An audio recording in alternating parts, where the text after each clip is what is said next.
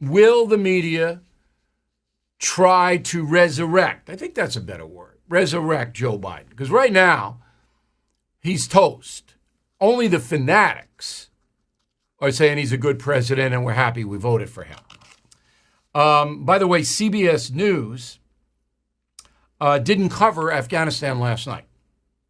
It was all Ida and other stories. But CBS News said, nah, we don't think we have a follow-up story anywhere.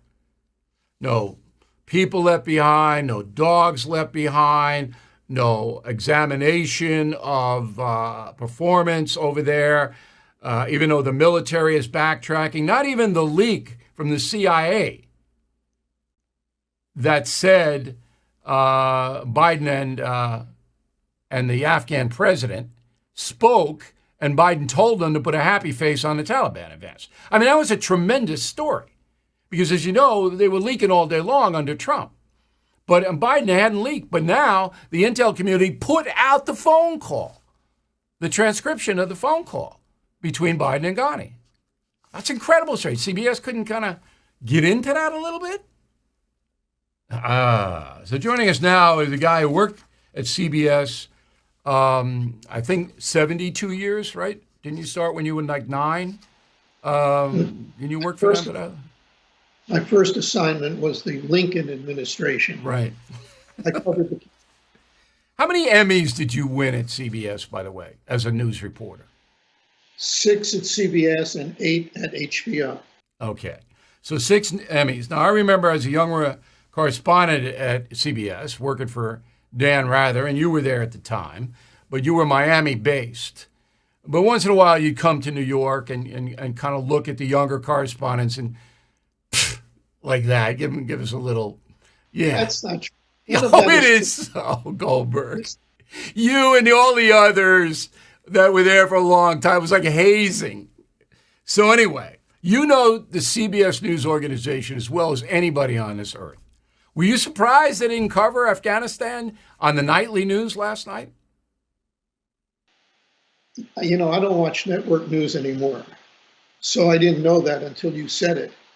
But CBS, as well as other liberal news organizations, did hold Donald Trump accountable.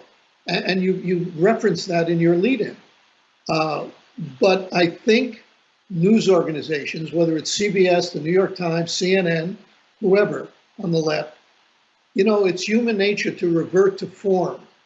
And I think sooner or later, probably sooner, they will revert to form and probably find a way to blame Donald Trump for the chaos, the mess, the fiasco we all witnessed on television coming out of Kabul and the rest of Afghanistan. So if you're asking if they're going to try to save him at some point they will. They have been fair in the past, in the recent past, with some notable exceptions, they have been fair. And by the way, the reason they were fair, the reason they did hold him accountable, it wasn't because they were concerned about his reputation or his credibility. They were concerned about their own reputation. That's right. And what little credibility they still have. Because if they covered for him when the American electorate was watching what we were all watching on TV, if they covered for that, the way they covered for the mess on the southern border, for instance, they would have lost what little credibility they still have. And they were going to throw him under the bus if necessary and finally do their job, because otherwise it was going to be they who went under the bus. Well, it's interesting to note that MSNBC did not cover this story with any sense of fairness at all. It was excuse-making and Trump blaming all the way down the line. But NBC News tries to detach itself from MSNBC. Do you think that works? I don't know that the American people think NBC and MSNBC are the same thing. The president, one of the presidents, former president of NBC News once said that MSNBC is our editorial page. Well, you know what? If I were running a news organization, I wouldn't want that being my editorial page. I wouldn't want Morning Joe with 3 hours of Trump bashing being my editorial page. I wouldn't want a network that pretty much only shows one side of a story. Not entirely, but pretty much shows one side of a story, being my editorial page. But I think the people who watch MSNBC, you know, they're lefties who like everything they see on MSNBC and believe everything. And I don't know that they necessarily conflate that or even associate that with NBC News. I do. I think there's the bleed over now. I don't think there's a person in the country that thinks NBC News is a fair news organization. But I don't think there's anybody that doesn't think it tilts left. That may be true, and I tend to agree with that. But I don't think that's because of MSNBC. But when we were working at Network News and Brokaw was in the chair, Brokaw was a lefty, as was Peter Jennings. Rather was much further left than Brokaw and Jennings. Brokaw and Jennings tried to, keep an image of impartiality, and Rather didn't. That was the difference. But NBC News back then was more of a traditional news organization. Now it's a committed left news organization. I'm not arguing with that. All I'm saying is I think people who watch the Today Show aren't watching Morning Joe.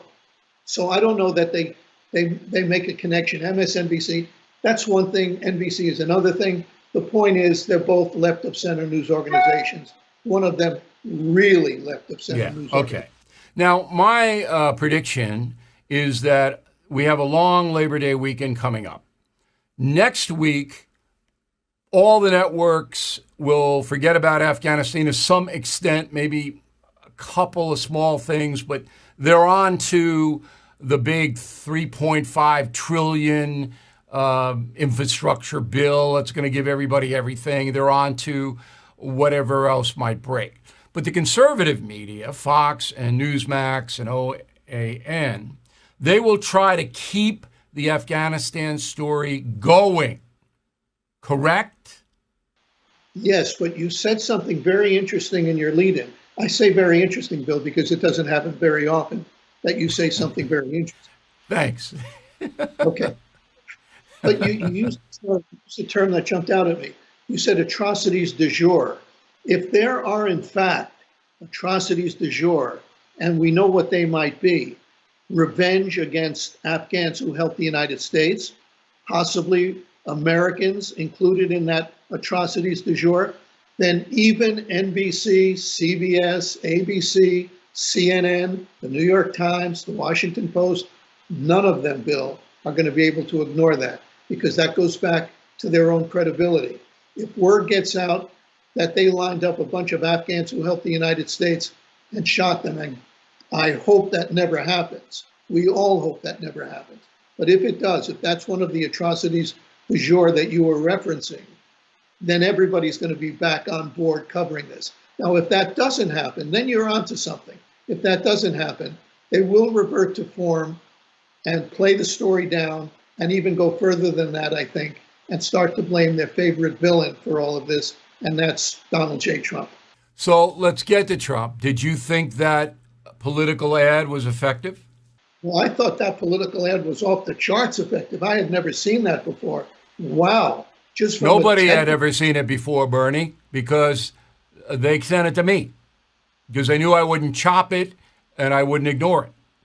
Good for you. That's great. That's a great get. From a technical point of view, being in television, we look at certain things differently than the general public. That was dynamite.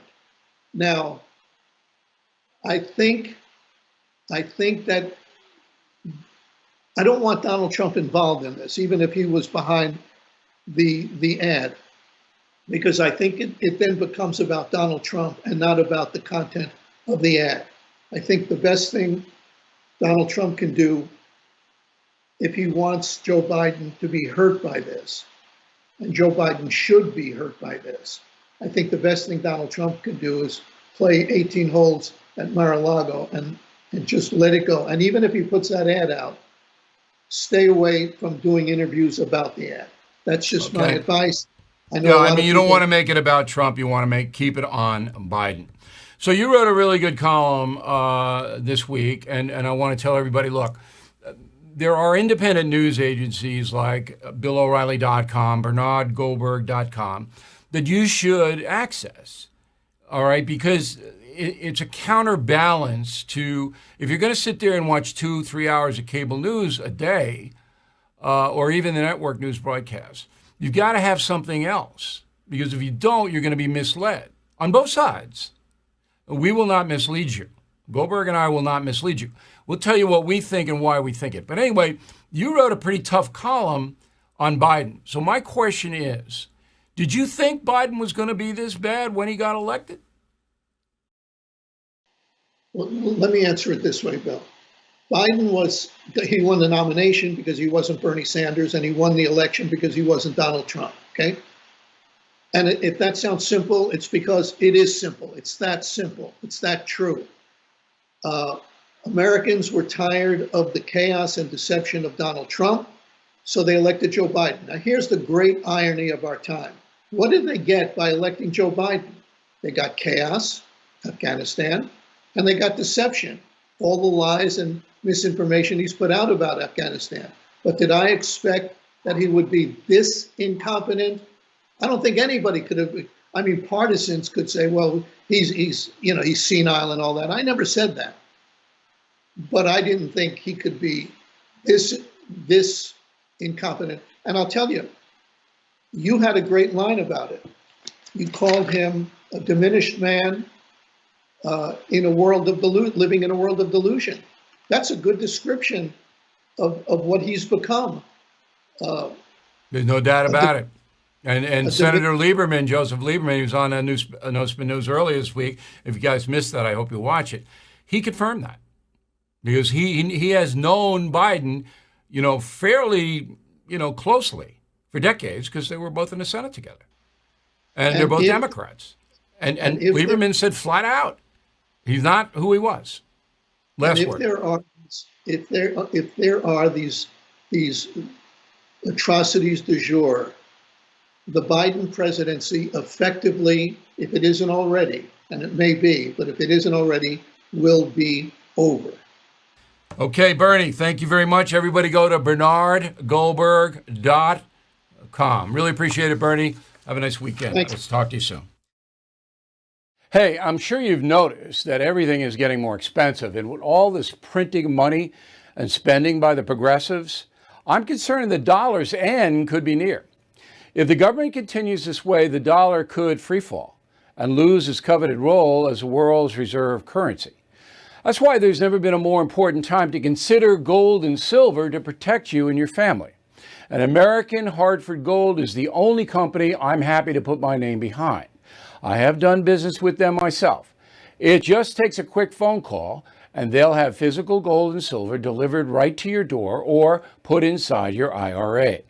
Plus, tell them Bill O'Reilly sent you and they'll give you up to $2,500 of free silver on your first order. So please don't wait. Call 866-501-5201, 866-501-5201, or text BILL to 65532. Again, 866-501-5201, or text BILL to 65532. Bill O'Reilly here. Thank you for watching this video, and make sure you subscribe to the First TV YouTube page. Just hit the big red subscribe button below, and you'll get clips and highlights of my program, The No Spin News, every single day. We'll see you soon.